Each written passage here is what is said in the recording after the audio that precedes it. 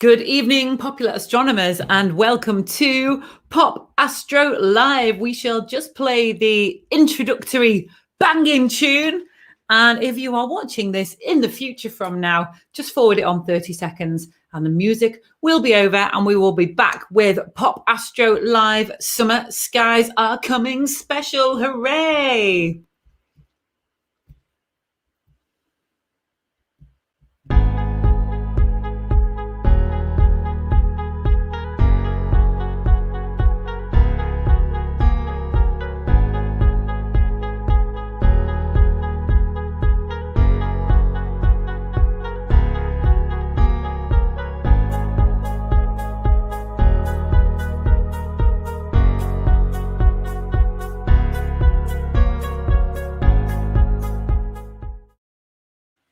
Hey, good evening, popular astronomers. How are you? Well, we've had a bout of terrible weather and now there's almost too much summer. Wherever you are in the UK, I hope you are benefiting from this impromptu heat wave that we appear to be having. Whoa, right, I'm wearing baker foil tonight and probably not the best choice for do you know what? Minutes before I came on, my computer decided that it was just going to shut itself down. So just bear with me while I open up my document and do some IT live on screen. This does not happen to Nagamunchetti. Where's my Pop Astro folder? Oh, I hope it saved my document. Oh, God. Please, let's have a look. Pop Astro Live. Oh, my God. Holy cow, I think my whole document is gone. Oh, come on. Let's have a look. Document 4 recovered. Is it going to be my script? Come on. Where is it? I'm going to just have to wing the whole thing if it's gone. Oh, I don't believe it. I think my script has died. Oh, come on. Right, I'm just going to have to wing it. Right, what are we doing? We've got a great show for you this evening. We've got Alan Clitherow, the SPA Planetary Director. We've got Richard and Nicky Fleet, husband and wife team. Oh, God, I've done a lovely script for tonight. It was really long. Oh, my gosh. Let me have a look. This is what happens. Document 4 recovered. Popular. Oh, my God. Why don't these things just auto-saved? It's gone back to last week's script. Right, okay. So let me just have a look. There might be another version of it. Oh, Pop Astro Live. Could it be that one? No, that's the one from the Moon Tree special. That one was so long ago. Right, okay. So that is a real special kind of crash that I've just had because the script was very long, very involved. And I am just going to type some notes out. So we had Alan, we had Alan, we've got Eleni, we've got Richard Fleet with his video of the Winter meteorite, a load of questions that I've spent 10 minutes prepping, Richard and Nicky Fleet, and then we've got Sonia with a presentation on the outer planets. We've got Where's Cosmo? I might actually be able to remember his clues because they were quite easy this week. We've got the song about the Earth's crust. Okay, so that is just what happens when your computer crashes minutes before you are due to go on. So how are you, popular astronomers? As you can tell, why does it never go right for me? I'm on the road this week. I'm in my friend's office in Cheshire. And so I've had to decamp, move here. Look, I've got a suspended ceiling above me. Isn't that just very, very beautiful? And, oh, God, what the hell was I going to say to you? I was going to talk about the show we've got. So let's have a look at the comments because I know that you lot out there are also fantastic. This is my first time. Sean, I swear to God, it's usually very organized. I've got a fantastic introductory speech lined up for you. The comments match my jumper. I've pulled out all the stops tonight. What more do you want? To err is to human, to good evening, popular astronomers. Thank you, David. At least we're on the same wavelength. Do you know what? I have done a meditation today, visualizing that this show was going to go well. So there we go.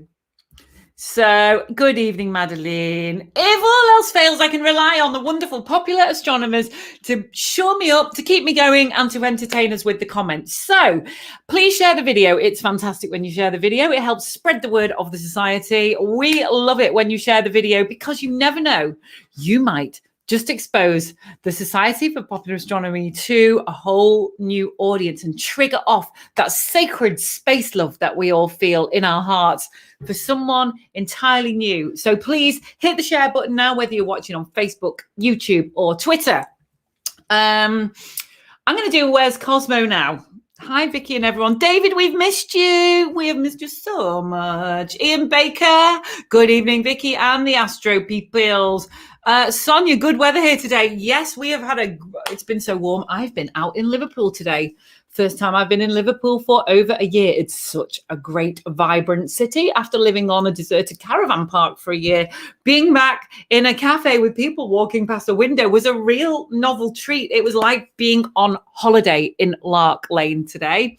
Right, Sonia's here. Hello, everybody. Sonia is on you later with the presentation about the outer planets and also the observing forecast. To our knowledge, we're the only astronomy show that has an observing forecast. You lucky popular astronomers.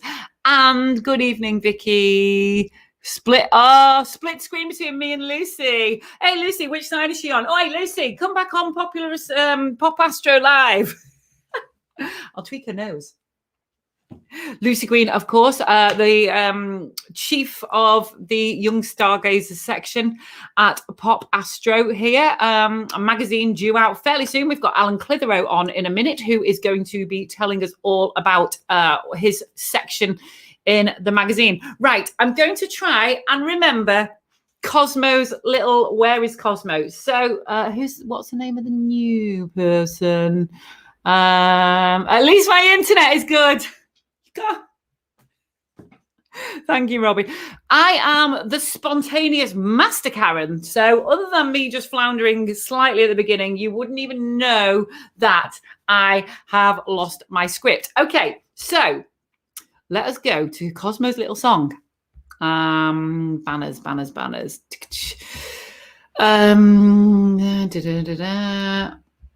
You see, I have to present, produce, and lug all this stuff around. I do it all on my own. So occasionally, it's a live show. So occasionally things go a bit bobbins. Okay, clear skies last night. Managed to watch Venus almost until it set. I've not seen Venus for months. I've not seen her for so long. It's wonderful that she's back. Okay, so I think it was Sean. Sean, I'd like you to introduce you to Cosmo. He is our telescope sloth. He was abandoned in the winter by his original birth mother, and I picked him up, and he's become somewhat of a mascot for the SPA, despite being pestering, mithering, stealing the show. And this week he has been off somewhere, and basically what we're going to do now is a guessing game, and you have got to guess where Cosmo has been. So let us see now, popular astronomers. I'm assuming that the reason you're watching this is because you're fairly well educated. Now, it's really important that you try to get the hang of the game. You can't fire off too early in this game. I'm going to read out 3 clues as to where Cosmo has been, and you're only allowed to answer after I've read all 3 clues. So don't get overexcited, otherwise you'll be banished to Pluto if you get the answer before I've given the 3 clues. The reason why is because it's just a fun little guessing game, isn't it? Cosmo's eyes turn red, and last week he actually bit me on the face because he didn't like it when somebody answered early. So it's to tax your little grey cells rather than fastest finger first. Okay, so here we go. Educated. I even have some O-levels. I've got GCSEs. That means I'm younger than you. And you also nuke it. He's been in the microwave several times now, Cosmo has, because he's actually a hand warmer.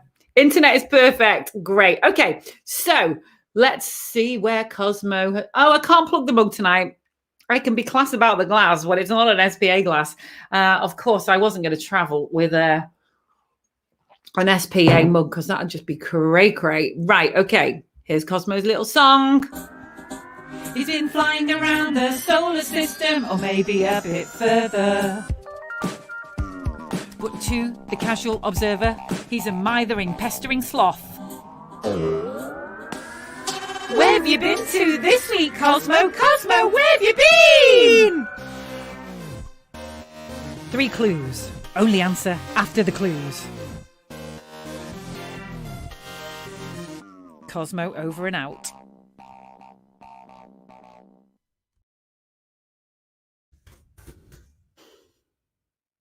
Right, okay, so Cosmo's clues.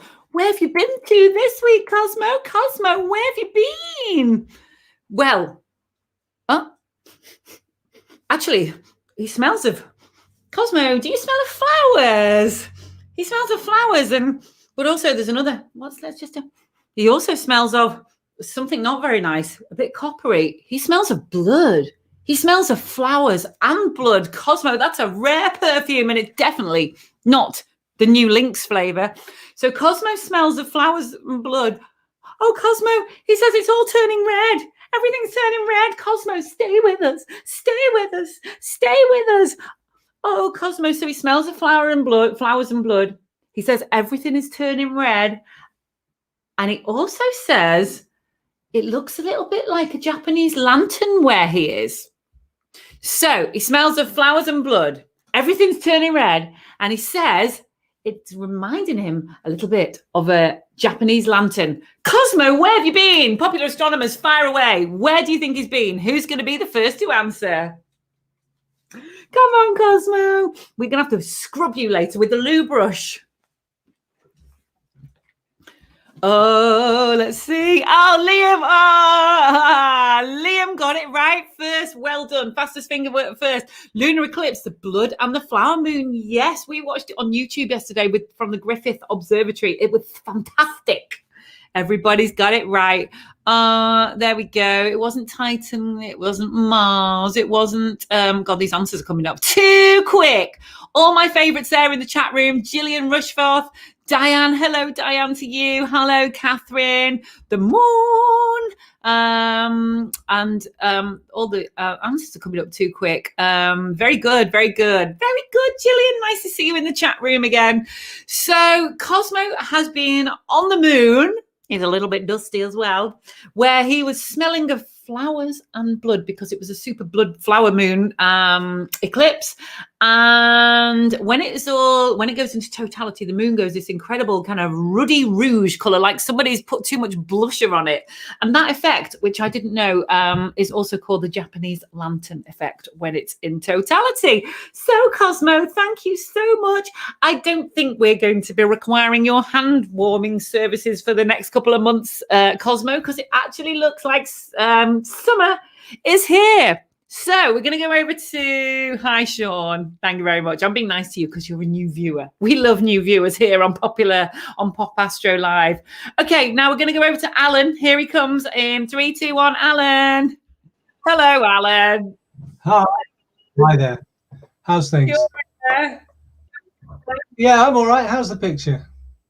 You look wonderful, Alan.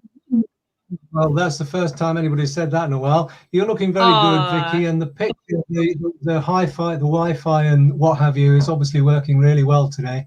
I hope mine does. Thank you. From rural Scotland. Where are you again, sorry? Rural Scotland. I'm in the Kingdom of Fife. The Kingdom of Fife. I'm in the Kingdom of Cheshire, if indeed it is a kingdom.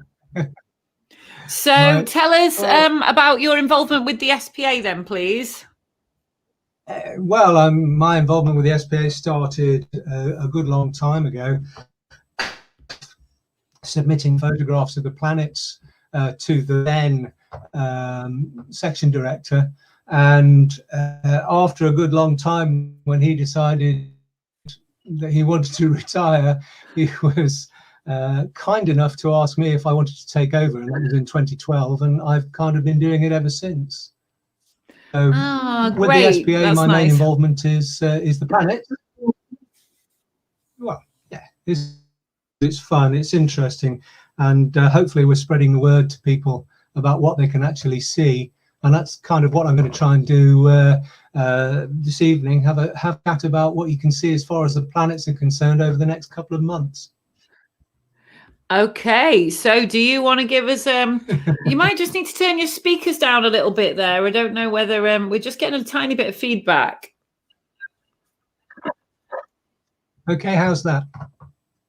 Yeah, maybe I tend just to hear it when I talk. So thank you very, very much for that, Alan. So yeah, feel free to start telling us what we can be looking forward to in these wonderful summer months. Because is it warm up where you are at the minute? A beautifully lovely day today, very clear skies and hot as well, so quite unusual because it's been raining like crazy for about the last 2 weeks prior to this, but no. Yeah. Vicky, I want to show some pictures. Can you set me up to share the screen? Oh God! Well, if we want the universe to self-implode, I can try a screen share. Go on. So go down to the bottom where it says share. I mean, I can just talk about what's happening, but yeah. No, let's have a look. Let's have a look. So go to the bottom where it says share. Yeah.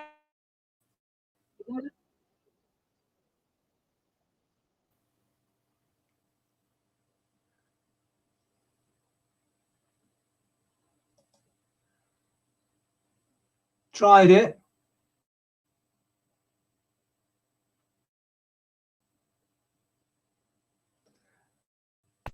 Just muted my microphone. Can you hear me okay? So can't appear for a while.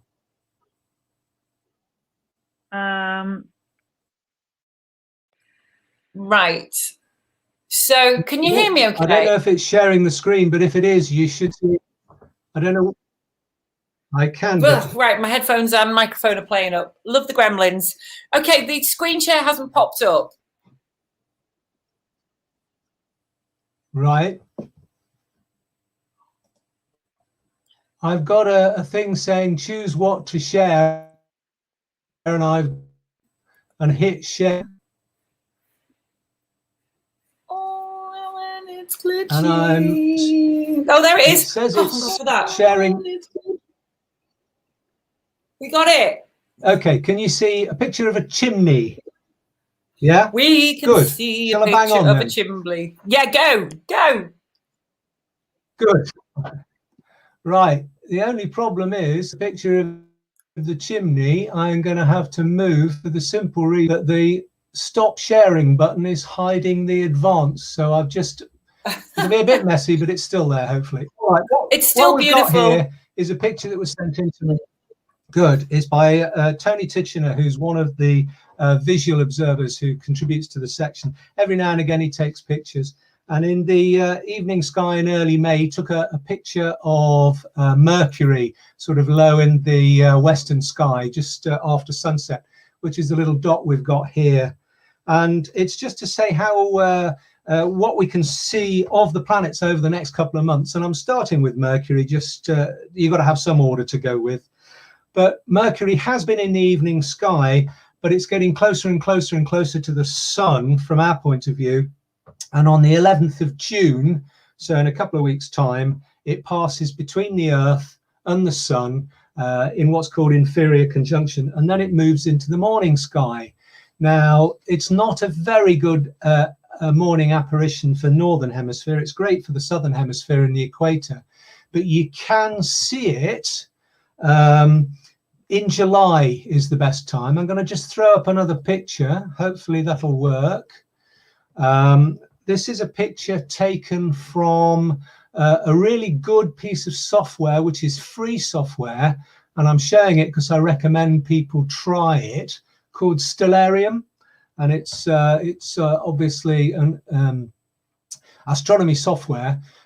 In this case, if you look at here, I am looking at the 11th of July this year at 3:25 in the morning. That's universal time, so it's 4:25 British summer time. And looking between the northeast and the east, we can see Mercury there about 10 degrees above the horizon. And that's probably about the best you're going to see it in this summer from the northern hemisphere, because it doesn't get very high. Its greatest elongation from the sun in the morning is actually on the 4th of July, but it's actually at its highest just before sunrise on the 11th. It's already starting to pull back towards the sun, and will go back behind the sun again on the 1st of August. So if you want to see it, a few days either side of the 11th of July and look low in the east to northeast, and you should see it. It's going to be quite bright. It'll be about 0 magnitude. I don't know if people are familiar with magnitudes. Probably. I'll bang through it quickly. Magnitudes are a bit like golf scores.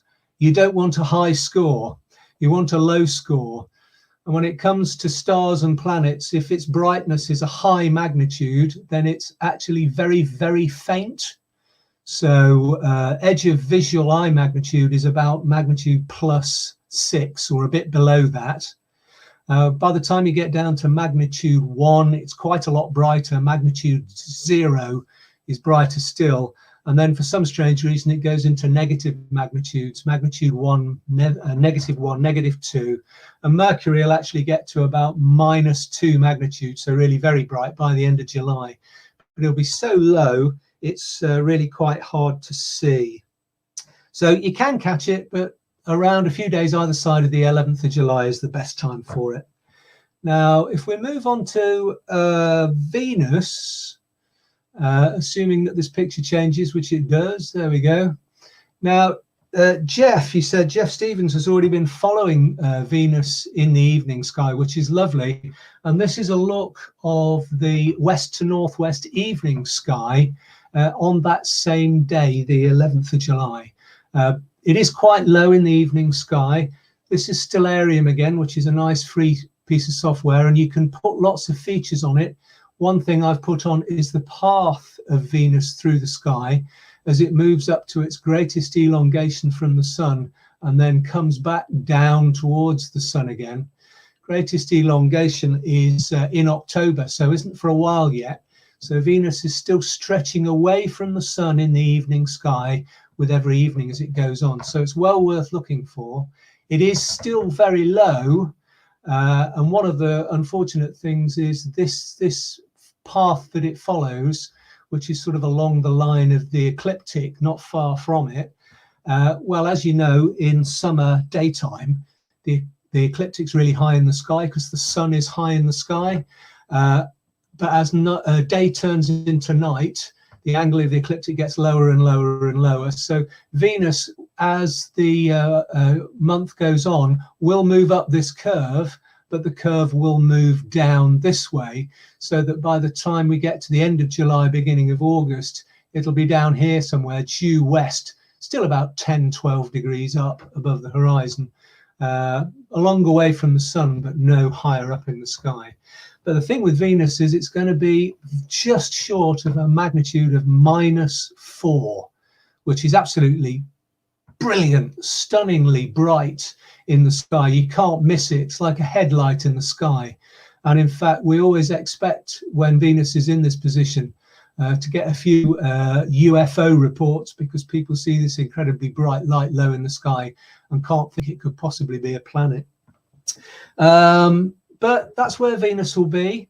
Mars, I'm going to talk a little bit about Mars because I've got some nice pictures of it, and also some other software that I want to briefly talk about that I think amateur astronomers should give a go. But Mars is sinking into the evening sky and getting really hard to see.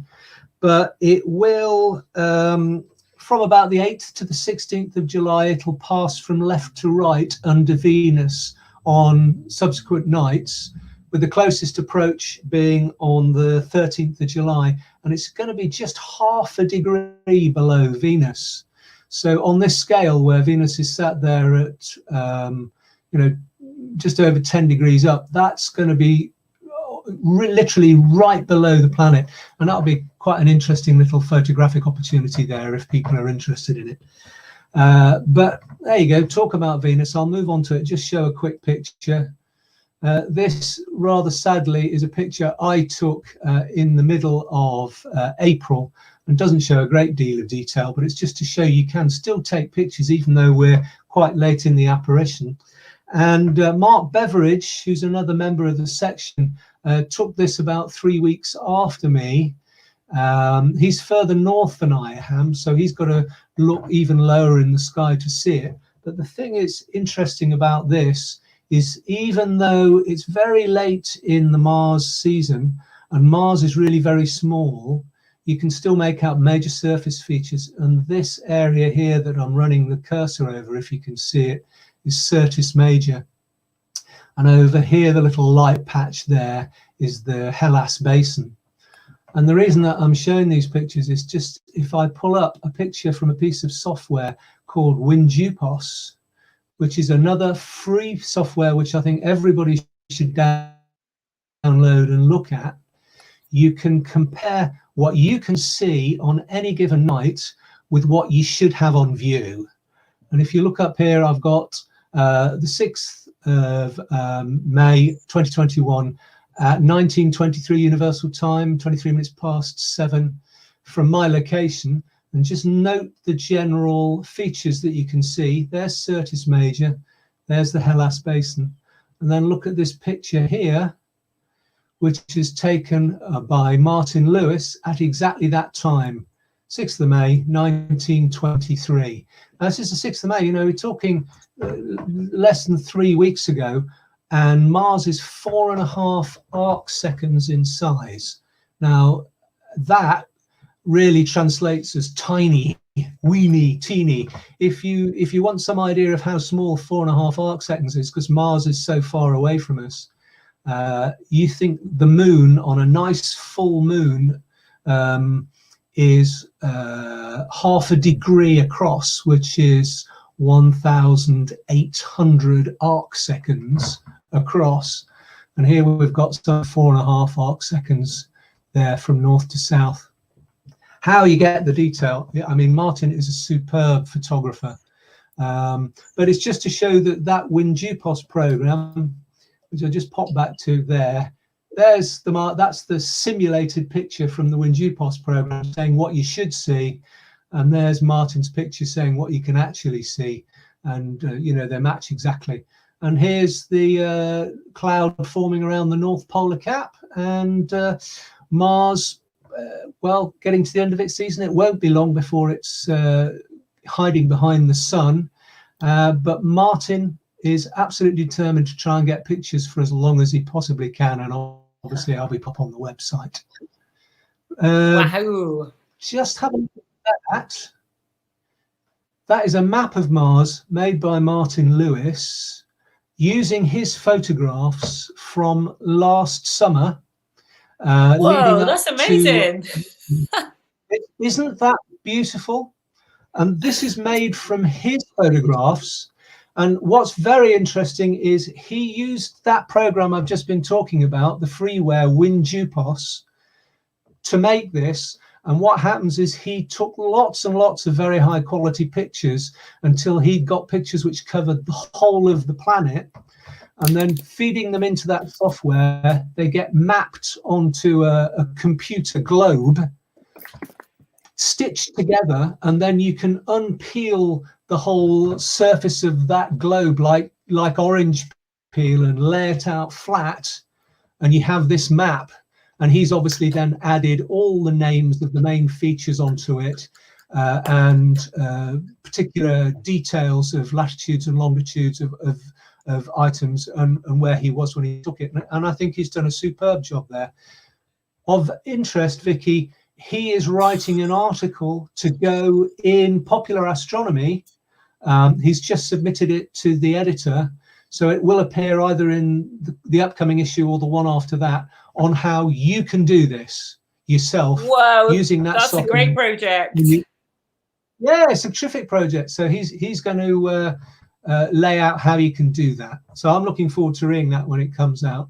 And of course, it's not just Mars. You can use WinJupos to look at all of the planets. You could do this if you had good quality pictures of Jupiter, for instance, which is a particularly dreadful segue. There's a challenge for one of our popular astronomers, Sandra Grace, who I know is the biggest Mars aficionado when I first met her at North Wales Astro. And I asked her, what's your favourite area? And she told me Mars. So I know she's just going to love that. Aren't you, Sandra? Beautiful. Yeah. Well, if she takes any photographs, she should give it a go. She really should. I'm certainly going to. I've not been as successful as Martin has, which is why I'm looking forward to seeing his article. Wahoo. Right. Yes. Okay, really the main event for planetary observers this summer is Saturn and Jupiter. And you probably remember last year when Saturn and Jupiter were up, they were really quite disappointing because they were very low in the sky. They were right down here. Yeah, right down here, 10 or 12 degrees above the horizon. So we're looking at them through a lot of murk, so it was difficult to get good pictures. But this summer, both Saturn and Jupiter come to opposition in August. So throughout June and July, they're just getting better and better on each night. I've got some figures, if I can just refer to a script here. When is it? By the middle of the period, so you're talking about start of July. Saturn's rising around 2200 UT, that's 2300, 11 o'clock British summer time. By late July, Saturn's rising about 8 UT, 9 British summertime in the evening. So really, just as it's starting to get dark, so both Saturn and Jupiter, you'll be able to follow pretty much for all of the hours of daylight if you want. And the good news is when they pass due south, which is when any planet due south is when it's highest in the sky for all of the outer planets. Not obviously Mercury or Venus, but for all of the outer planets. When it passes due south, Saturn's going to be at around 20 degrees up. That's 5, 10, 15, 20. And Jupiter will pass due south about 40 minutes after Saturn. And that's going to be nearly 25 degrees up. Now, this stellarium simulation is done for sort of the middle of the UK, somewhere about Birmingham, Coventry, Leicester kind of area. I'm up in the north, so there'll be a couple of degrees lower. If you're on the south coast, you know, they'll be even higher. So they're really well placed. And I've actually started to get some early contributions. I'll just show these because I know we've not got a lot of time left, but Larry told me a couple of pictures. Have a look at that. That's Saturn taken on the 23rd of May. And wow, I mean, that's an amazing picture to me because obviously you can see the Cassini division, the broad dark band all the way around the rings. And you can just make out here a faint part of the Encke division. And over here as well, which is another dark line in the rings, but which is really tiny. You can see multiple bands on the planet and the dark patch over the North Pole. This is a south up image, so this is the North Pole.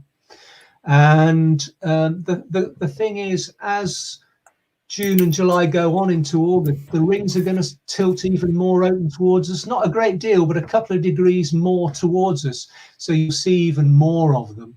So I'm really looking forward to Saturn because it's one of those things that has a real wow factor to it when you see it through a telescope. People who are watching this was taken through an 8-inch telescope, a 200mm diameter. Not a huge telescope by any means, but a good quality one. And the main thing is Larry's taken that with really exceptional seeing conditions because it's still quite early in the season, so it would still be quite low. But if you think that's quite good, have a look at this. Oh, stop showing off now. This is Larry again, not my pictures. I wish there were. Taken with the same 8-inch, taken on the same night a little while afterwards. But I mean, it's changed. Jupiter has changed so much since we were looking at it last apparition. I mean, as you know, it's a big ball of gas. So what you're actually looking at is not the surface of it, but clouds. But it's famous for certain features. One is the Great Red Spot, which you can see quite clearly here. And you can even make out little dark features in the middle of the Great Red Spot. But there's supposed to be a broad, dark south equatorial belt, and it isn't there. There's just some thin dark belt. There's supposed to be a a broad, dark north equatorial belt. And although it's more visible, look how thin it is. It's absolutely tiny thin here, just a little bit of an extension. And this bit in the middle, the equatorial zone, is supposed to be pale, almost without color. But there's this equatorial belt, which is a sort of tawny color, yellowy brown tawny color. And there's little circular storms appearing towards the south polar regions. Just lovely. And these sort of features will be visible to you if you get really clear night and you've got a decent telescope well set up. And I really want to encourage people to go and have a look and try taking pictures if they can. These were taken with a one-shot color camera using the Lucky imaging technique. If people remember, I talked about it before when I was on. You know, they take a video of a few thousand frames and then let free software again pick the best ones. Say enough how much incredibly good free software there is available to the amateurs astronomer. And finally, just very quickly, I think you said Sonia was going to talk about the ictoplasm later. Well, yeah, they're not great period in the summer. They're going to be better in the autumn. Neptune in particular, because it's so faint, about just a little bit brighter than magnitude +8, so well fainter than naked eye visibility, is going to be hard to see because you won't see it in dark skies. You'll only manage to get it in the pre-dawn, just as it's sort of twilight, if you're very lucky at the end of July. But certainly later on into the autumn, you'll be able to see it at a reasonable height. But you will be able to catch Uranus, however you want to pronounce it, George, later on. I don't know, laughing. Just for the sake of it, I've gone 2 months in advance of now. So this is the 27th of July, so 2 months tonight at 2:30 in the morning, universal time. So that's 3:30 local time. And it's obviously pre-dawn, its sky starts to brighten, but you'll be able to find Uranus and see it. You'll be able to find it with binoculars or a small telescope.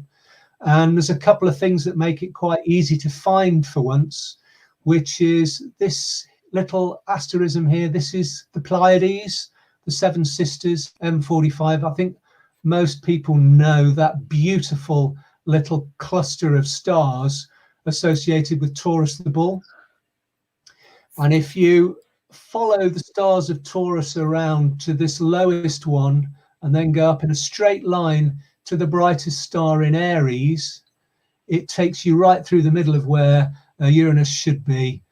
Otherwise, it's about 17 degrees away to the right of where the Pleiades will be.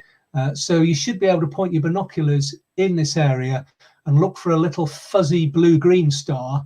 And if you can see a fuzzy blue-green star, it's not a star because there aren't really any true green stars as far as I know. You'll be looking at Uranus. Now, the thing is, that is going to be about 3.5 arc seconds in size. So it's not really that much smaller than Mars. And you've seen the quality of the pictures that have been taken on Mars. So the challenge is there. People should be able to see it, tick it off the list. And those of you with cameras and decent telescopes may even be able to get some pictures of it. Yay! So really, Vicky, that's it. I think I'll just hit stop sharing now. Yeah, you know when I said what happens if it all collapses? Yeah, well, it kind of goes down a wormhole, and you can actually see back in time to the Big Bang. Oh, thank you, Alan. You've given us some. It's been a while since we've had such decent practical advice on, and I can tell from the comments that everybody thought that was great. So thank you so much for the meticulous presentation. Thank you to all the knowledge that you bring to the SPA publication, and thank you for your involvement with the society. It's we couldn't do it without you. Oh, I'm sure you could. It's a great pleasure. Yeah. And I really enjoy it. And I look forward to seeing the rest of the show.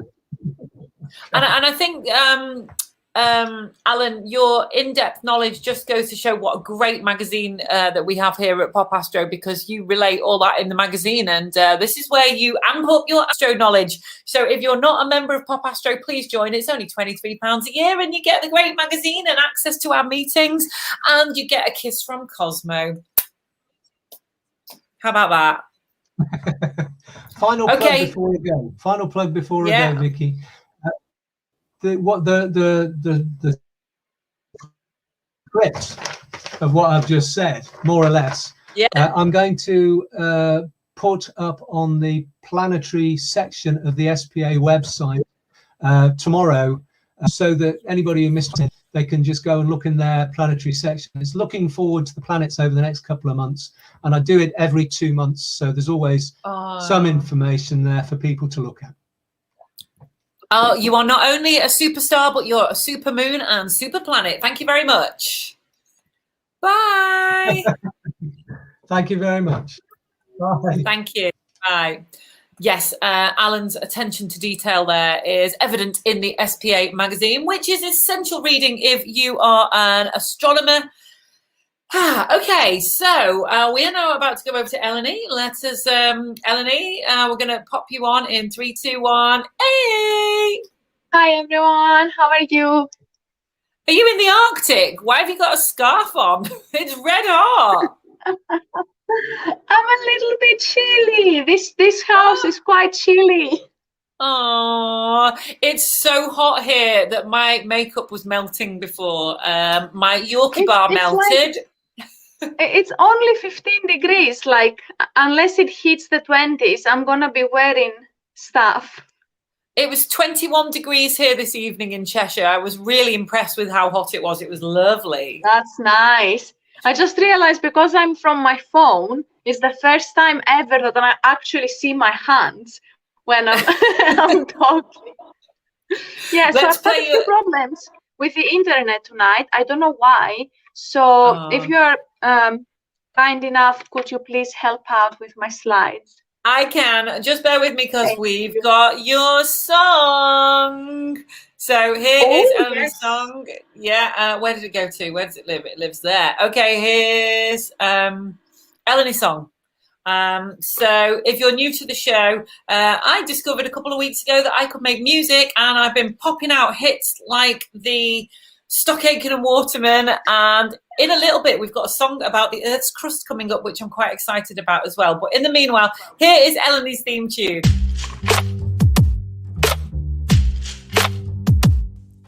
Here she is with the space news.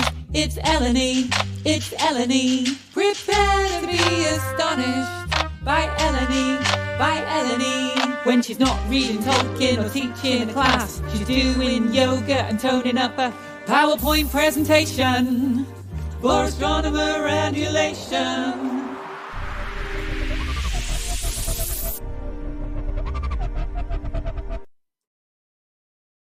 Yeah, I can see you laughing every time I play that, so I'll take that as a good response. It always makes me chuckle.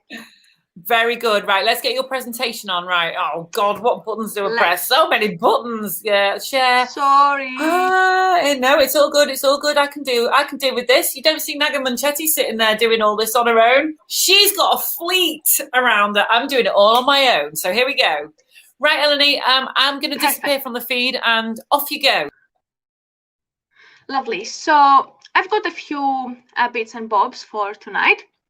And I'm starting with a very interesting observation that came through to me. By the way, I want to say thank you now to Robin, because he has been emailing me with all those amazing articles for me to sift through and choose from.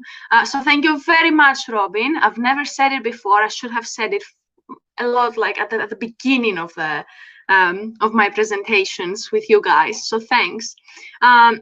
So this particular one is an observation of an edge-on Milky Way type galaxy. So when we say edge-on, we mean that if a galaxy is supposed to be like a disk structure, you can either see it face on, which is like looking at it from the top. If you have a frisbee, you can look at it from the top, or you can look at it edge on, which you would hold the frisbee in front of you and then you would just see it edge on. So you would basically see a very thin line, kind of.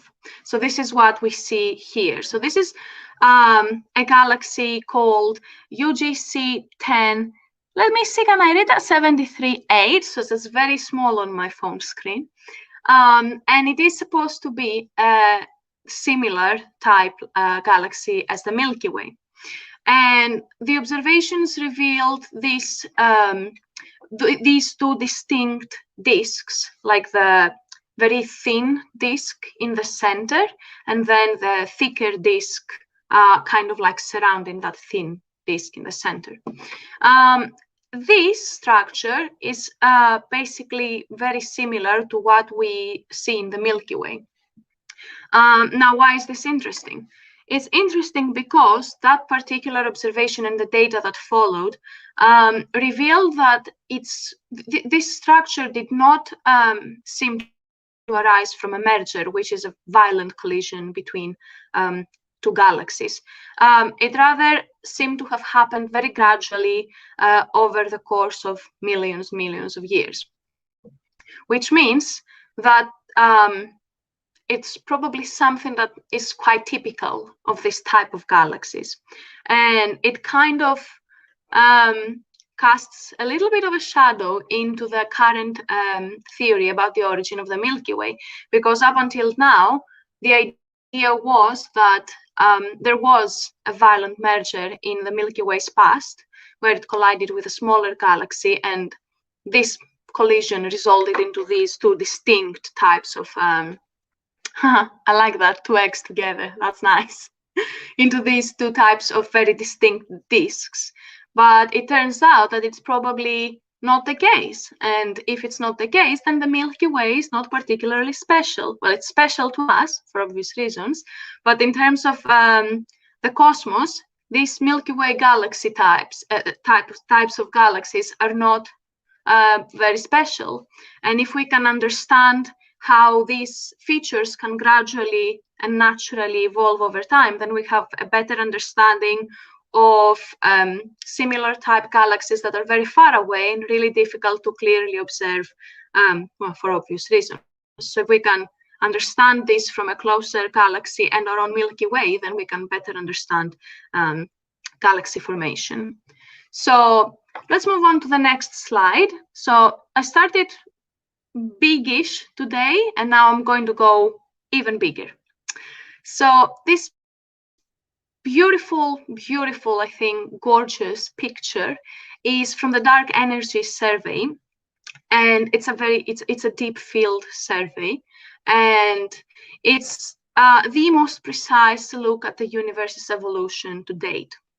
So that was actually the press release was today, and it covers the first 3 years of the data from the observations, and it is actually an incredible tool for astronomers. Now, the Dark Energy Survey is dedicated to looking at large-scale structures. So it's looking at the cosmos. It's trying to understand the universe's growth and evolution. And what it's done between 2013 and 2019 is to actually look at about 1/8 of the night sky in extreme and precise detail. And it spent about 758 nights worth of observation time. So that's a lot of time. And it's cataloged millions and millions of objects. And some of these objects are some 226 million galaxies. So we're looking at an extremely precise map of 1/8 of the night sky.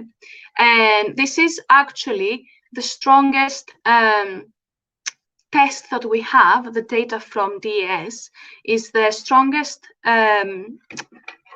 evidence, if you want, or tool that we have to probe the current cosmological model, and the data seems to agree with it, which is great. So if the data matches the theory is probably correct, which is really good. So this is really important for astronomers, and bear in mind this is just from the first 3 years. So add to that the remaining 3 years. God knows how detailed this is going to be. And this is a great way of understanding the evolution of the universe. Now, I'm going to take you to my next slide, which is very disappointing, as there are no auroras tonight or in the future. And it's a little bit sad because I missed it by a few hours. If we had the Pop Astro show yesterday, I would have told people about the auroras today, but they would have been in Canada anyway, so it doesn't matter that much. So yeah, nothing for the future. And I will finally go to my last picture, which is your promised astronomy picture of the day. Ooh. And it hasn't come up yet, or I can't see it. I was asleep on the job then. I was admiring my own lipstick in the camera. That's what you get for being vain. Here we go. It's a good lipstick. So yeah, it's Clinique, darling. It's not mine. Someone gave it me. Fair enough. So here we have the astronomy picture of the day, which is a lunar eclipse. And I think it's just fantastic because you have the lunar eclipse and the Milky Way center, just, you know, taking the entire of the night sky. And I just wanted, as I said, I will be giving a little bit of information whenever we have the astronomy picture of the day bit. I just wanted to say a little bit very quick on lunar eclipses, which are when basically the moon enters the Earth's shadow. And when we look at the moon under a lunar eclipse, it appears to be reddish. And that's because the light that the moon reflects is actually light that has been Rayleigh scattered, if you want, by the Earth's atmosphere. And the only bit that is being refracted back is the reddish color, as the blue color is the one that's been Rayleigh scattered. So that's the reason why, if you didn't know, that's why the lunar eclipse appears to be like yellowish, reddish color. So I thought it was really pretty. I wanted to share. And I will leave you with that. I hope you guys enjoyed that. And I hope it wasn't too technical. And enjoy the rest of the show. Oh, thank you. Well, I hope that it warms up sufficiently so you can remove your scarf and put on a bikini. I hope so too, really. Eleni, I've done a bad thing. What did you do? Can you read the banner across the bottom? Can I read the what? The banner across the bottom says, astronomers on standby, ask some really obscure questions and make their heads hurt. Well, somebody's asked you a terrible question that I just don't think I could ever in a million years answer. Are you ready for it? It's going to come up on the screen now. Yeah, Catherine Grimes. If Eleni can answer this, I'm going to be so impressed. 3, 2, 1. Won't, but... Can you read that? Question for Eleni. Be caused by expanding universe, increasing the volume that increases the amount of 0 point energy that reduces pressure. I can see the point. I can see where she's coming from. So, Catherine, I think that's actually a decent question. But the problem with it is that we actually don't understand dark energy at this point, like at all. We know it's some kind of accelerating force. It makes the universe expand, but we can't actually. We are not sure what it really is. We don't have the slightest clue, to be honest, unless cosmologists have some weird conspiracy thing going on and they hide in the dark and discuss everything about dark energy. They don't let us humble poor astronomers know. And I don't think I can help you any further. If any cosmologists hear me and you do indeed partake into secret conspiracies, maybe you could answer Catherine's questions.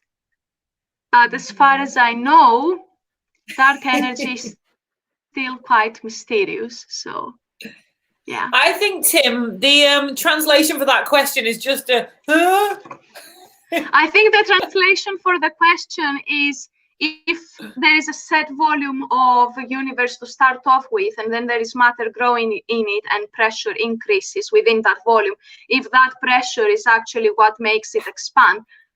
But I don't think it would be that simple. My very silly mind tells me that if it were that simple, then wouldn't there be tears along the fabric of the universe? If it was this type of expansion, right? I don't know, I'm speculating wildly, so I don't know. I think that was a pretty valiant answer, Eleni. We all love you so much, Thank you. We'll see you next week. Thank you very much for all See of your you endeavours, next week. Eleni. Bye. Bye, guys. Bye, bye, bye, bye. There we go. See, even Eleni has technical problems. It's not just me. Not just me. Great stuff. Okay, wow. We are usually starting to wrap up the show, but you are not. So we're usually starting to wrap up the show by about 9 o'clock. We're on to Sonia, but you lucky popular astronomers, we have still got 2 guests coming your way and the song about the Earth's crust. And I would just like to say hello to Johnny Poppers, my beloved, at home in Anglesey, watching this without me being there. It's my actually, it's my second Pop Astro away from Anglesey. I'll be back, I reckon, on maybe Thursday, Johnny, after staying in a holiday cottage in Caernarfon at some point on the way back down, and maybe a visit to Port Marion. How exciting is that? In the heat wave, in the heat wave, in the heat wave. Right, okay, we're now going to go over to, right, I need to do a little drum roll here. I've got something, a pair of guests, so rare that I can only actually think of one couple who tick this little box other than the guests that we've got coming. Now, I know loads of girls who are into astronomy, and without fail, we all pretty much want a partner, be that male or female, who is a fellow astronomer. How nice would it be to be shacked up with an astronomer partner, and other than Mark and Mary McIntyre, I don't know any of these very rare conjoined astronomers. But we're about to go to the second husband and wife team that I have heard of. Maybe if you know some famous astronomy couples, drop them in the chat. Let's have a look. We've got 5 comments going on here. Thanks, John. Thanks, Eleni. There we go. Oh, okay. So I'll put the comments on in a minute because they're going to cover up half the screen. They're that long. So we're now going to go over to Nick Fleet in 3, 2, 1. Ladies first. Hi, Nick. Hello. Good evening. Hi. Sorry to keep you waiting there. How are you doing? Oh, we're fine. We're fine. So very good. And we'll put Richard on as well. Dun dun dun. Yay. Separate rooms, you notice.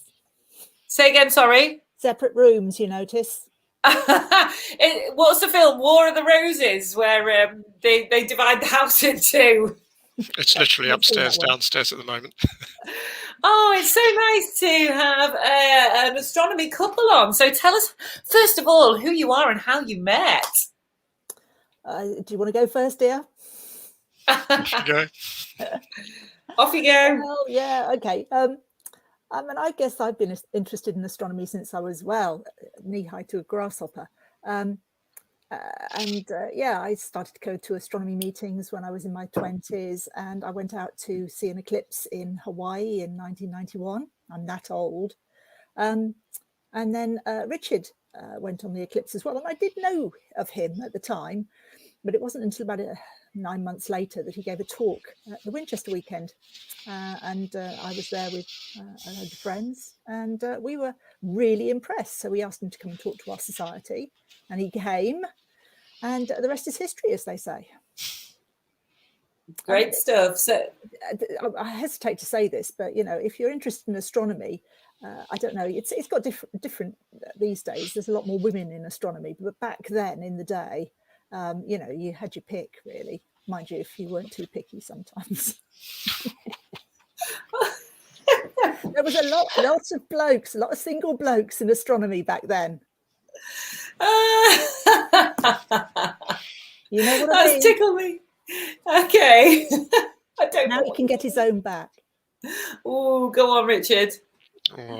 I think I'll keep my mouth shut on that one. Yeah, probably best to be diplomatic. So, Richard, you made headline news because you are related to something big that's happened in the astronomy world lately. Tell us all about it.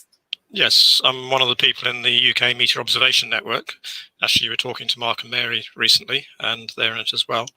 And I run 7 meteor cameras covering the whole sky, which I've been doing for about 6 or 7 years now. We've had a few fireballs. And at the end of February, quite a few of us recorded a very bright fireball. And I got a very nice video of the fireball coming in, and you could actually see fragments after it, the main fireball. And that's always a good indication that something hit the ground, which it turned out it did.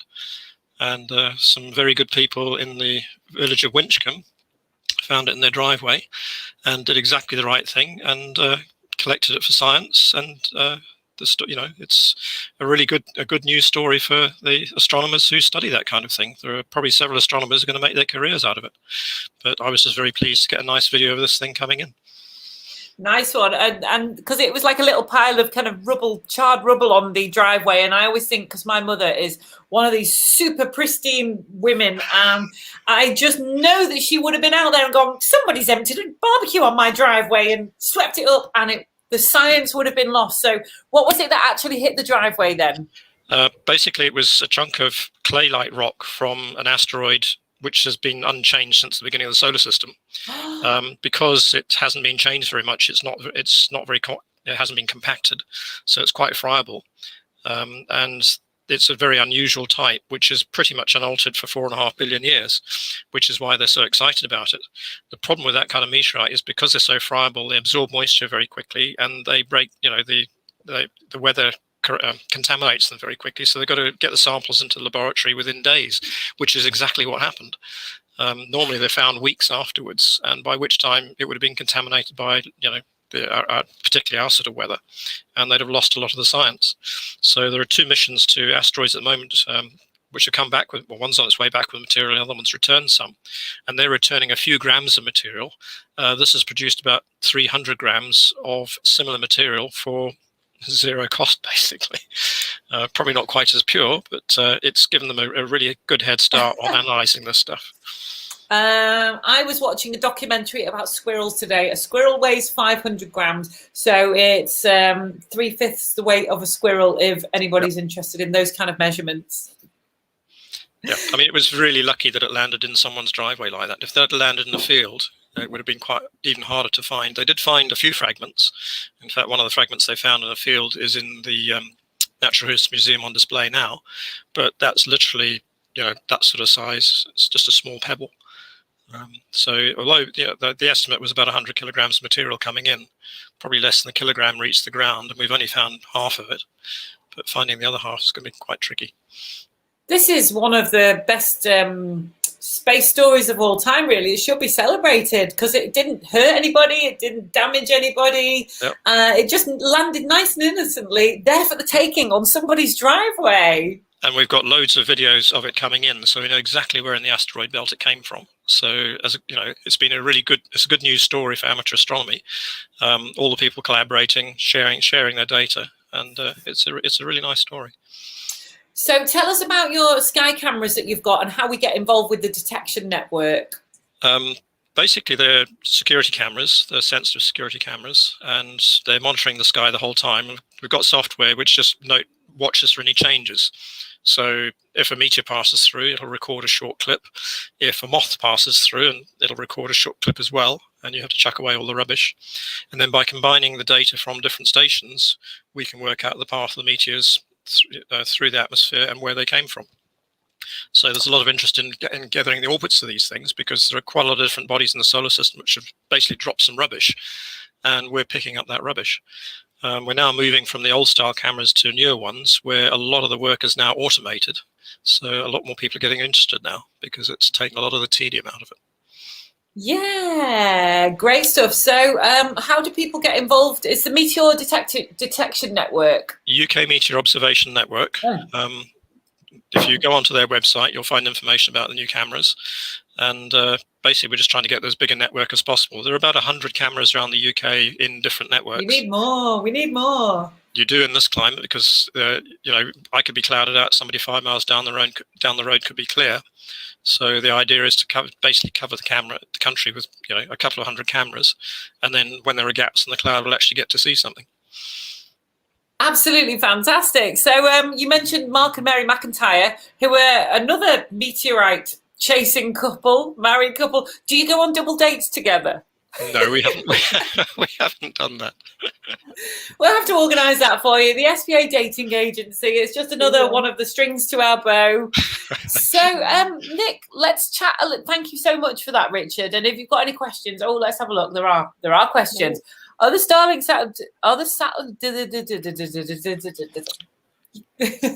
got tongue-tied then? They are going to be a nuisance. The more sensitive your camera, the more likely you are to pick them up when they're in the low orbit. It's just extra noise. We can filter that out because basically another station will record it in a different place, and we can recognize that it's not a meteor. But it is still just clutter and noise.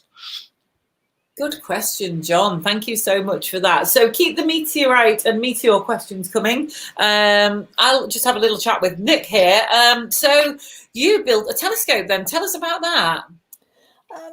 Yeah, I guess, I mean, when I started astronomy, I started with binoculars, and I think that's the best thing that you can do just to find your way around the night sky.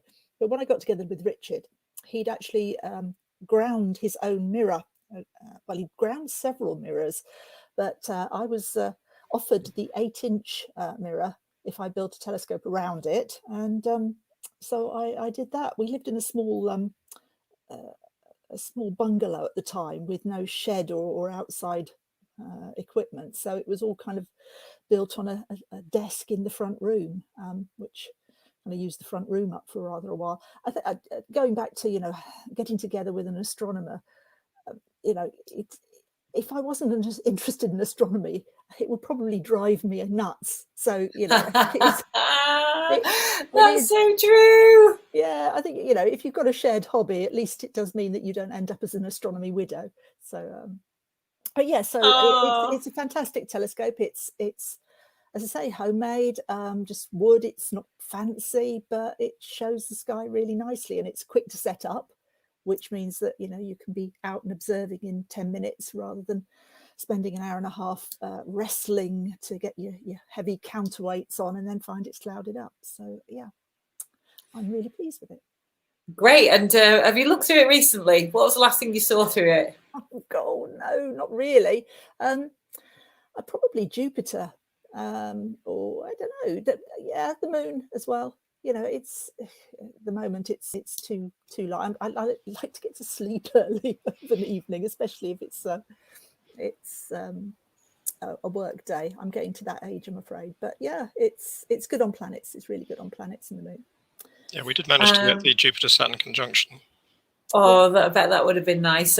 Sorry, just to dart back to Richard there.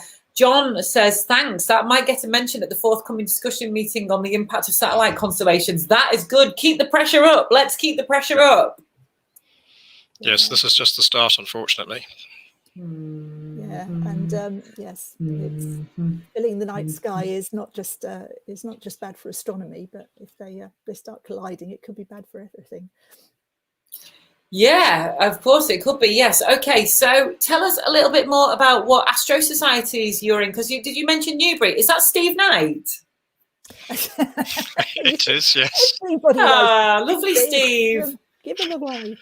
Yes, he's been a member for a few years now, and does our Twitter feed and occasionally Facebook. I try and do the Facebook feed, but I've not been very active recently. We did set up a rather a fun Twitter feed some years ago called Fake Astro Pics, because we got fed up with all the fake pictures, the fake and unidentified pictures that were flying around purporting to be, you know, fancy stuff. Yeah, so we did this Twitter feed to call them out, but we're getting a bit old now, and all the good pictures seem to have been identified. So. Great work. Well done for being the power couple of astronomy. But yes, so we belong to Newbury Astronomy Society. We've also got links with Reading, Basingstoke, Andover, and Cotswold, I think. Well, no, Woo. so yeah, it's nice with it's one of the good things about the current lockdowns has been that we can get to a lot more meetings on Zoom rather than we could actually face to face. Excellent. Well done. And you do outreach as well, don't you, Nick? Yeah, both of us. Yeah, the society, we've done a lot of going into schools and giving presentations, but that obviously that's not been active for a year and a quarter, year and a half now. So hopefully we can get back to that real soon. Excellent. Now, just before we went on air, we got a rather excited email of Robin mentioning one of the, for me, noctilucent clouds are a little bit bittersweet because they're not really entirely sure what they might be, and some say they could be pollution. So I'm just like, am I waking up at 4 a.m. ruining my sleep cycles to look at pollution?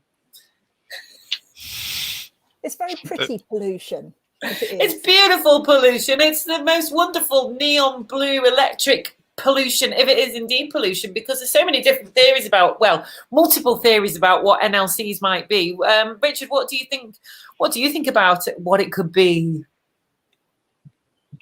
Well, there are suggestions that as we get climate change, there's getting more moisture up at those altitudes, and we will see more and more displays over the coming years. I'm not absolutely sure that's proven yet, but it's, in a way, they're beautiful, but it's a sign that things maybe not quite right.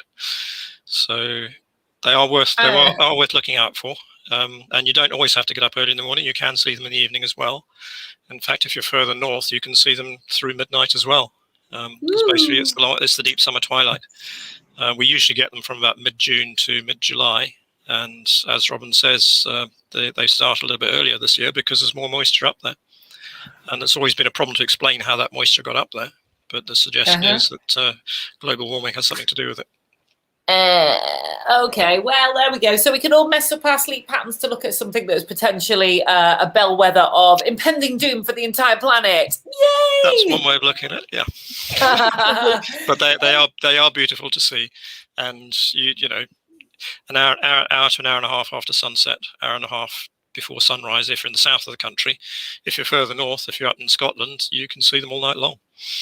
In fact, even from Cheshire, you can see them all night long. Oh, yeah. Okay. They are very interesting, but you will ruin your sleep patterns, and your wife will be annoyed if she's an astronomy widow. Why are you getting up at 4 a.m.? I can't go back to sleep. Interestingly, the water vapor, they think, actually condenses around particles from meteorites. Oh, there is that. So, that bit's all right, isn't it? So I like that bit of them. Got a bit of astronomy in it. Little tiny fragments. Adrian. Assuming you consider it meteors as astronomy, which. I do. I defo do. Adrian says here, I've just started astronomy and purchased Celestron binoculars. I bet they're really good. It's introducing me to the really basic sky map. Loving it. Adrian, follow Steve Tonkin, the binocular astronomer, if you really want some in-depth info there. Do you own decent binoculars there? The Fleets?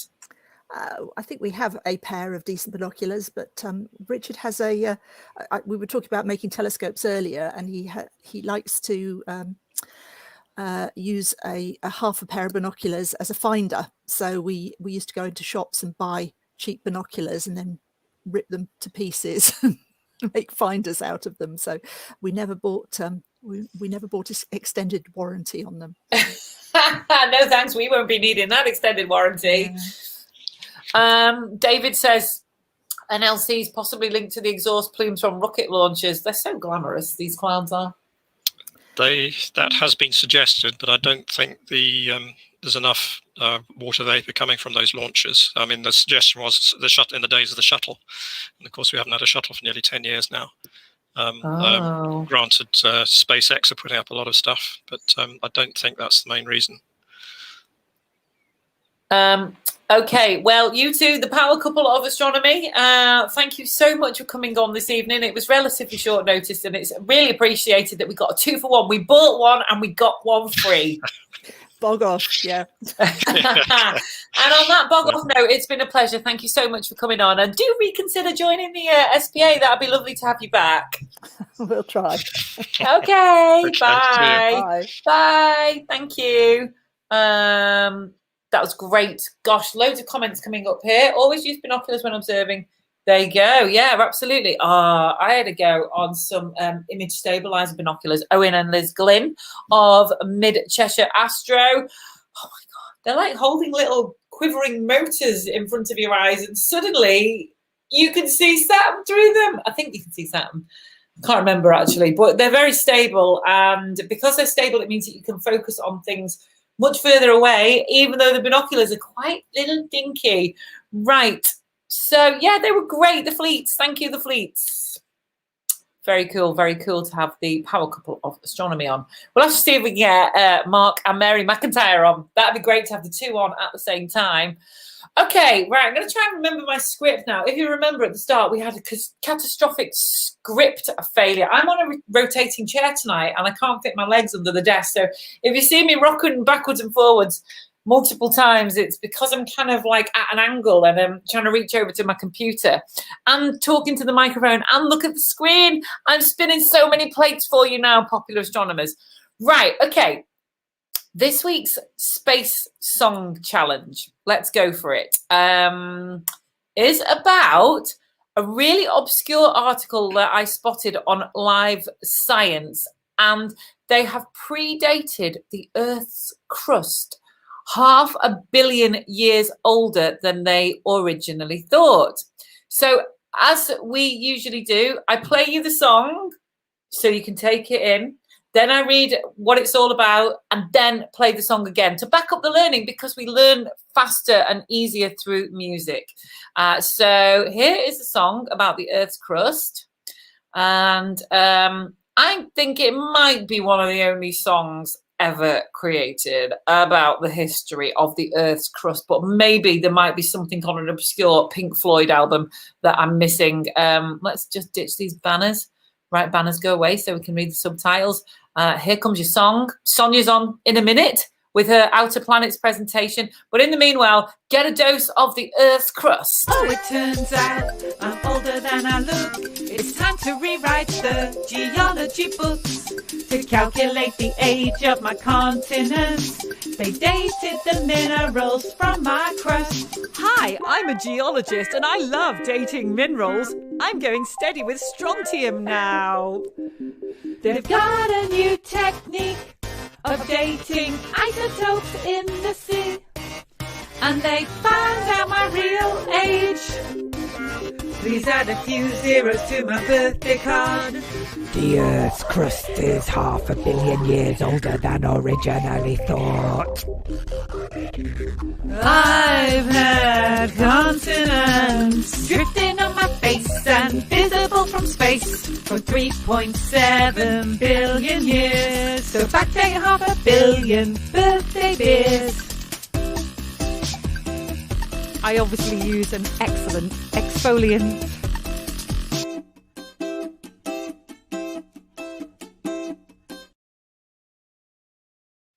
Okay, so let me tell you what that is all about. Wow, this is an in-depth report, so I'll try to skim through it. So to calculate the age of the continents, researchers studied the decay of ancient chemicals trapped in the rocks.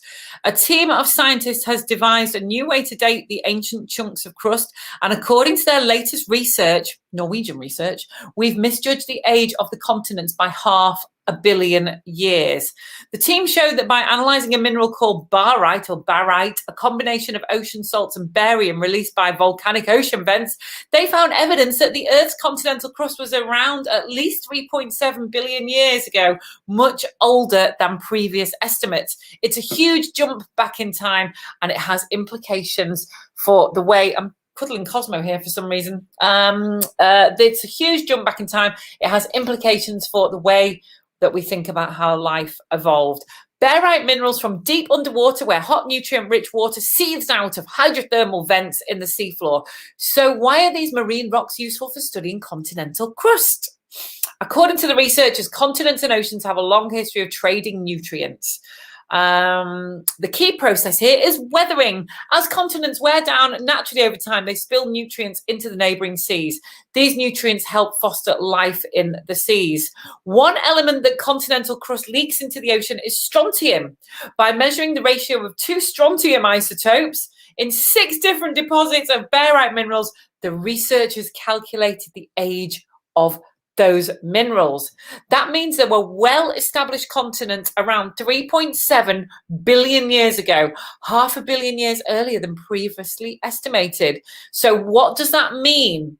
For one, it means the processes that create continents, such as plate tectonics, have been active on Earth at least that long. There could also be implications for the evolution of life in the ocean, which thrived on these continental nutrients, the researchers said. However, more research needs doing to find out more. So, thank you. Oh, thank you.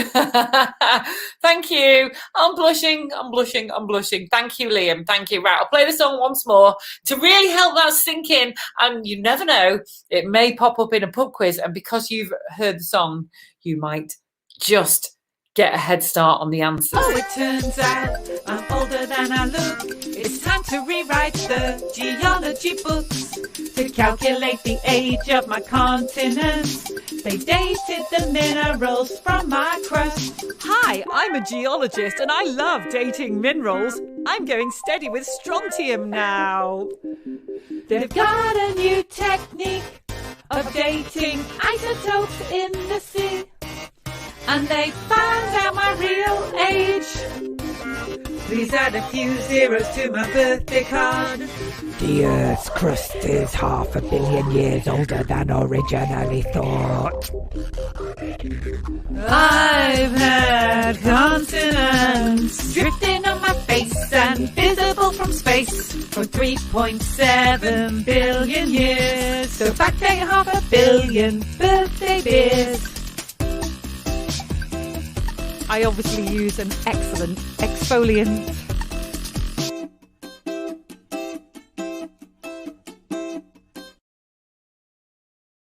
Phewie, this is a packed show this evening. I hope you learned something very interesting there about the Earth's crust, and thank you to Live Science for helping me out with that report there.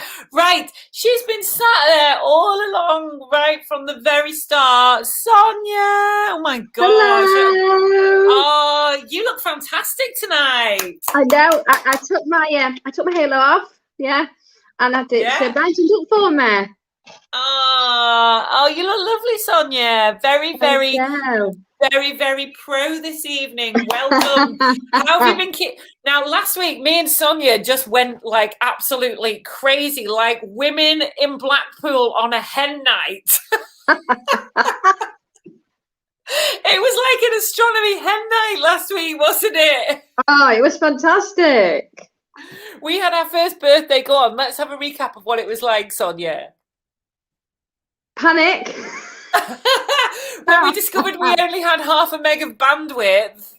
Panic. Party. Cake. The panic party. It was basically just one big panic. It was like a panic party. Like, we cancelled all the guests and then we re-invited all the guests, and then the guests came on and completely surprised us, and then the cats came in and it was just lovely. And the cake, me and my mum have been enjoying that lovely cake that you and Pete made for us. Thank you. You went to such a great effort last week, Sonia. Oh, I think I finished the cake off over the weekend. Peter didn't have much. I just nommed it all. It was good. It was excellent cake. Oh, we've got some comments here. Let's have a look. Hi, Sonia. Hello. Hi, Jim. Hello. Steve Fractals. Hi, Steve. He's got a pussycat for his avatar there. Thank you. I should have enough material for an album. Wow, yeah, 1.5 minute long songs. I think pop songs used to be that long in the 1930s or something on wax cylinders. So, Sonia, what have you got for us this evening? I have the second part of my presentation, which is going to be about the outer planets. So these are the big gaseous planets of the solar system, and one of them in there is my particular favorite that we shall be talking about as well. Okay, So now I can't wait. yes, excellent, Sonia. So don't forget, at the SPA, we cover all levels of knowledge here. So even if you think you know everything about the outer planets, Sonia's bound to have a fact or two in here that you don't know. And if you're brand new to the world of astronomy, this is the kind of information that you need in your life. So let me hit that very temperamental share screen button. Actually, it has behaved itself lately. So just got to do that. Is it on the screen? There we go. It is. So there are. So we have 4 of the active planets of the outer solar system. We will start with Jupiter. Then we have Saturn, Uranus, and Neptune, and of course, my last one. We cannot forget little dwarf planet Pluto. Okay. So yes, let's go to the next. How shall we do it tonight? Next gas? Next planet. No, yeah, next big ball of gas. So we have Jupiter, the largest planet in the solar system. There we go. So last week I was doing temperatures, so I'm going to stick with that subject and maybe put the odd little thing in there that no one might know. Might be quite interesting for everybody. So temperatures in the upper atmosphere of Jupiter tend to be around minus 162 Fahrenheit. And however, if you get into the center of Jupiter, it then actually rises to a whopping 40,000 Fahrenheit, which is 22,000 Celsius. You really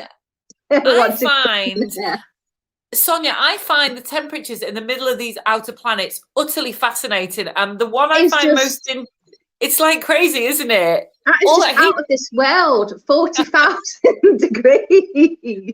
So I think we're more commonly use Celsius here. So should we do the Celsius ones? Yes. So that is 22,000 Celsius. That is so hot. That is so hot. Unbelievably hot. And then we'll go on to the little bit extra. So the red spot. So the red spot, it varies in size. So it's the largest storm on planet Jupiter, and the biggest it actually gets is 25,000 miles long and 8,700 miles wide. That is one huge spot. I definitely wouldn't want one of those on my face, I tell you.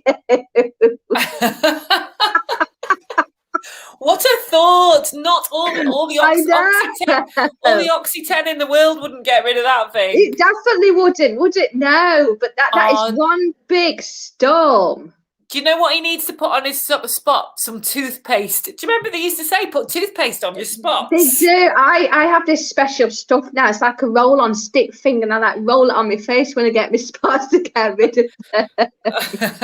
Right. So good work, spotty old Jupiter there. Don't worry, Jupiter. It'll clear up once you grow out of adolescence. That'll take an awful long time, I think. So next planet. So there we go. So Saturn is one of my favorite ever planets of the solar system, with the rings, the Cassini division, and I think it's made up of A, C, D rings. It has so many letters of the alphabet of the rings. I think we're going from A to G, and the Cassini division, which is the gap of the rings. And the Saturn's rings are 170,000 miles in diameter, with a width of 39,000 miles. And they're mostly made of rocks. And absolutely, I just love the photo as well, because I think it's the photo where you can see Earth as well as a little spot of Earth in there somewhere. Is it the one? I think is it the one with the ring? That little spot. I know Earth's in there blue dot picture. Isn't it the one? The one, no, that wasn't that one. I'm thinking about the one where a couple of years ago we all turned and smiled at Saturn for the ultimate selfie. Yes, absolutely. It is known as Jupiter's twin, not because it has rings, but going back to Jupiter, it does have actually one ring that we can't see, one very small ring that does go around from Jupiter. So it does have a ring, but one tiny one that we can't actually see compared to Saturn's rings. But it's got like the kind of like atmosphere with it, but Saturn is less colder with it being further less from Earth, and so it doesn't actually have that many weather features. It is quite a featureless planet of weather, shall we say. So it's not that exciting compared to Jupiter. Yeah, even though Saturn would be boring if it didn't have its rings, really, wouldn't it? I think its rings make up for it, though. And you know, there's something about Saturn, right? And I could be wrong here. There's ammonia crystals, which gives it its yellow colour. And actually, really, it's just a big stinky old wee bag in space.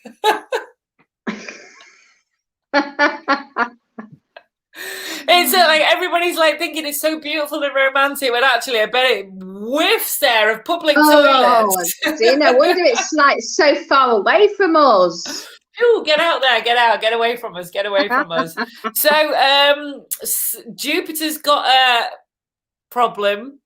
Saturn's got a pong problem. Well, I know what the next. Shall we see what Uranus has got? I can't imagine what it's got. Right, let's go and have a look. So, at high altitudes of the atmosphere, it's so cold.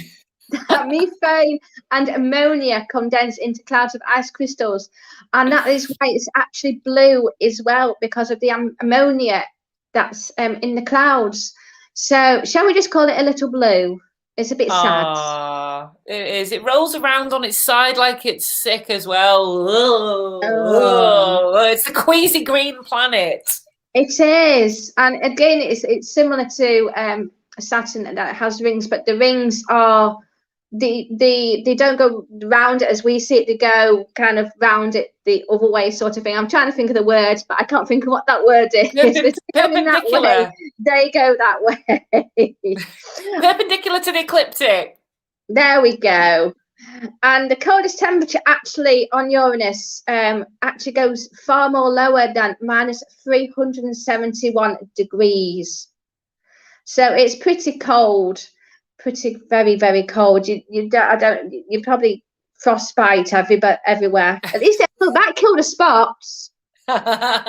yeah, and the rest of your face as well. And the rest of your face as well, yes. Very good. Very good. So we'll go on to Neptune. Right. Now, there's a fact about Neptune there's two facts about Neptune that I love. Let's see if you've got them here. Okay. So Neptune, it radiates more than twice as much energy from the sun, given actually its own internal heat source.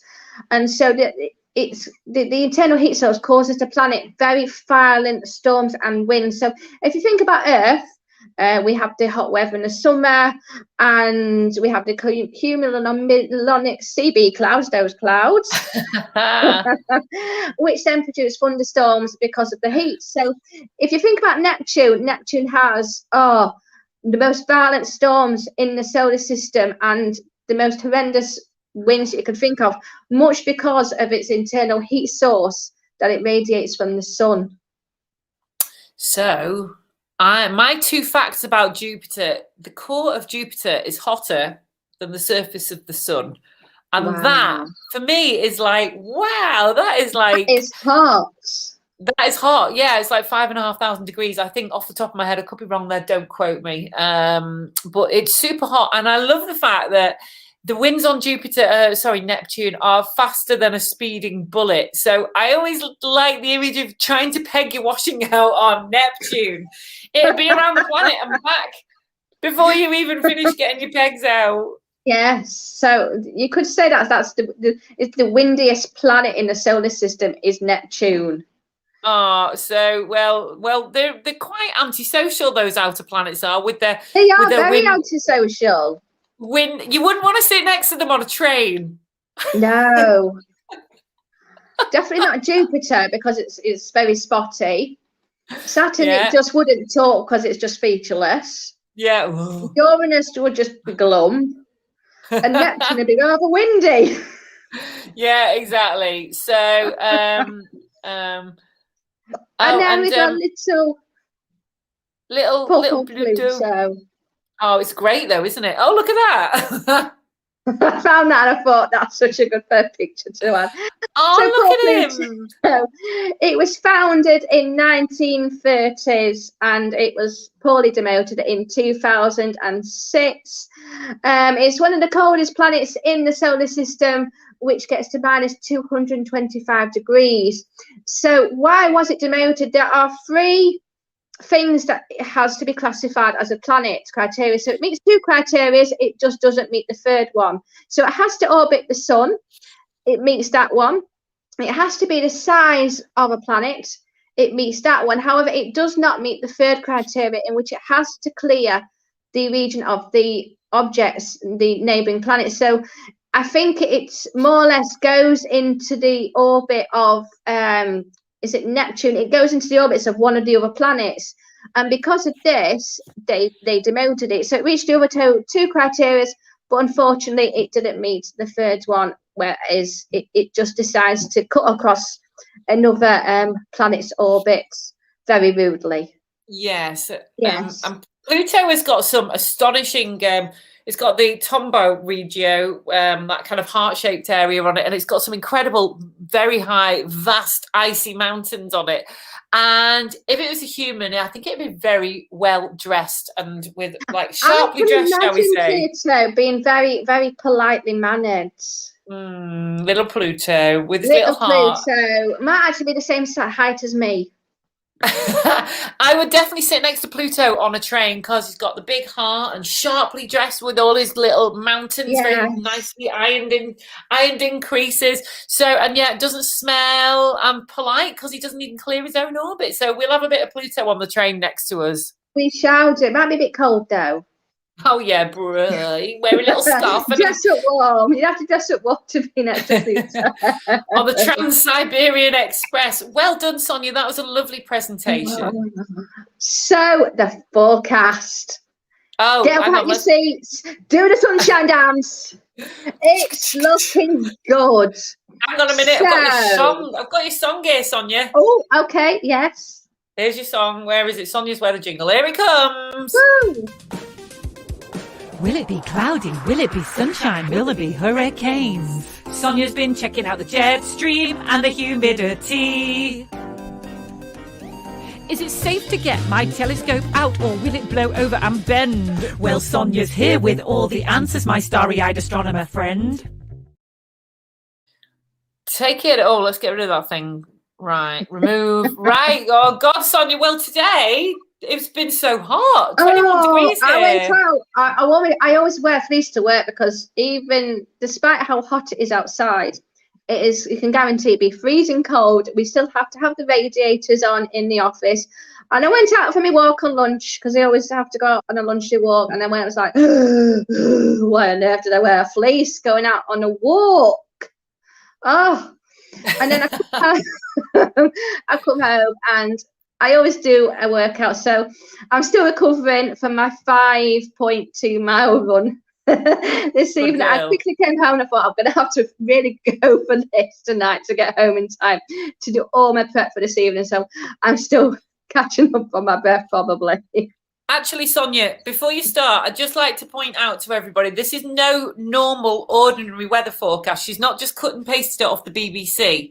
Sonia meticulously scans through all of the different sources of weather data and compiles this forecast especially for astronomers. So you're going to find out whether it's okay to get your scope out or whether you just need to... Is there a way of being able to... Can you see that? So if I can you, is that showing? If I do, There we go. So we'll go over to the jet stream. There we go. Oops, a daisy. There we go. There's a jet stream. There we are. Gone. So it's gone. It's going. So that's a 20 now. So if we go back, let's go back to today. There we go. You can see it just slightly over. However, it does miraculously. There we go. We are then getting a lovely high pressure from the south, which has given us lovely, absolutely fantastic weather. And then, so that's how I do the jet stream forecast. We'll go on to the weather. So this is how I try and grab my temperature. So I go on to nighttime only to do my weather forecasts. So we are looking at lows of probably 9, 10, may even get to 11 Celsius. And look at those dew points as well. Nice temperatures for the dew points. The wind speed very low and not too bad as well. 30,000 feet. That should give some good seeing conditions as well for us. Lovely. And the Astro Index, so that's the seeing, which is mainly down to, as you can see, this is going on to Friday night. So tonight is looking cloudy everywhere. But as we go scroll down, Sunday night, absolutely clear. Get your telescopes out. It's going to be absolutely, I think for midnight. I intend on setting my alarm clock to try and catch Jupiter and Saturn. Jupiter and Saturn on Sunday night. We are then going, look at this, Tuesday, the 1st of June. We are looking good. Oh, Thursday, bit of rain. The next few nights, I'd say probably next Wednesday, it's looking really good. Tomorrow, not so good. It is going to be quite cloudy. Let's have your lovely face back, Sonia, while you're chatting there. We need your face. Let me get the cam back on. Oh no, I pressed the wrong one. I'm so sorry there, I pressed the wrong one. Let me go on to front facing. Does that work? There we go.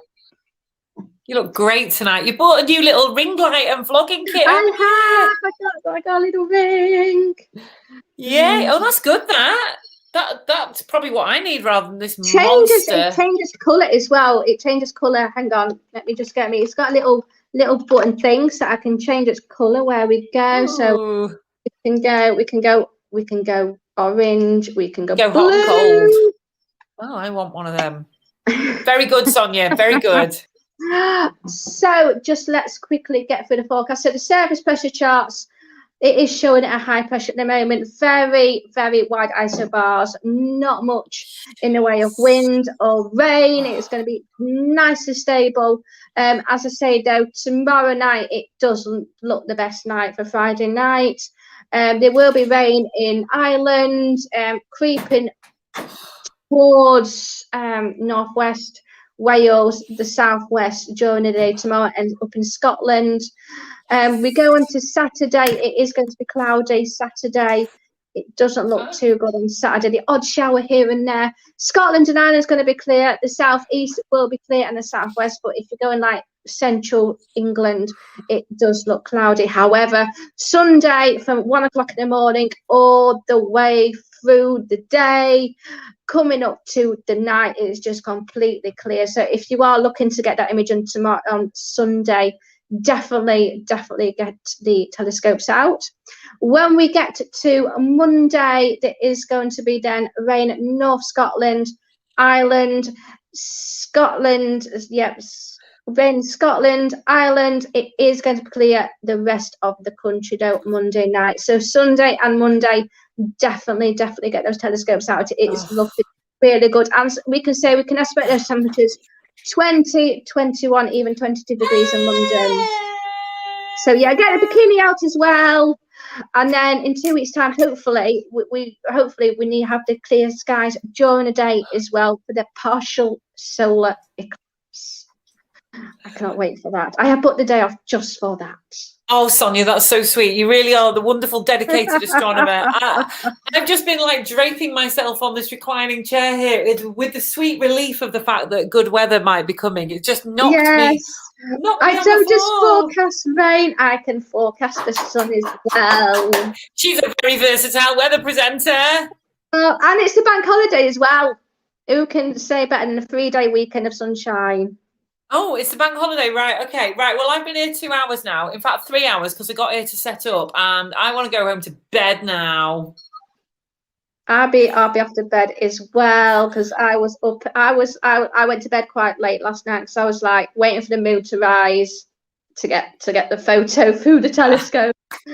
And by midnight, I'm like, I'm just getting so frustrated with it because the cloud was coming over. I'm like, just please a picture. So I managed managed to grab it before the cloud came over again. It's the quickest photo in history that I've probably taken of them of a full moon. Oh, well done, Sonia. Okay, right, me and Sonia are both going to disappear off together. Sonia, it's been wonderful. You look great. Your presentation was smashing. Thank you to Eleni. Thank you to Alan Clitherow. And thank you to the Fleets, husband and wife, astronomy power couple. Thank you to Robin, who has suggested the guest for me. No Paul Sutherland tonight on pithy comments. We must have done well, Vicky. I think we did all right to not have Paul jumping on. Oh, thank you, Sean. Say hello to Sean. He's our new listener. Oh, hi, Sean. Hi, Sean. Bye, Sean. We're going to go now. Liam, thanks for all your contributions this evening from ISS Above. Thank you for all your questions. I couldn't fit them all in. And thank you, Steve, the man with a trillion billion quintillion faces and counting. And I'm going to go now. I have got leftover Caesar salad that I've carted back from a cafe today, and I can smell it, and I want to eat it. Otherwise, it'll be dead by tomorrow. So I'm going to tuck into it now. Pack up all my gear, go home to bed, and then it's the weekend. It's Friday, but it's the weekend for me. Right, I'm too excited. I'm choking on my own face. I'll see you soon. Oh, thanks, Helen. Thank you, everybody and well done on your new Celestron binoculars, Mr. Adrian. I'll see you all soon. Good night, Sonia. Just stay in the green room for a minute, and we'll catch up soon. Bye, everybody. Bye. Like, tag, share. Good night, Ian. And I did invent a catchphrase, but I've only remembered to say it once. Clear skies and apple pie.